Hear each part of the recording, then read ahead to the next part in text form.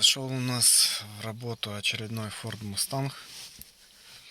Тоже постреляли подушки безопасности. Сразу я показываю видео, где они уже все установлены, все зашито. Все установили на место. Сиденья зашили, поменяли патроны, восстановили ремни.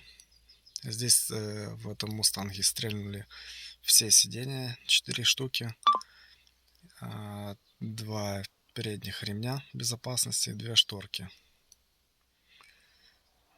Вот так оно было до восстановления.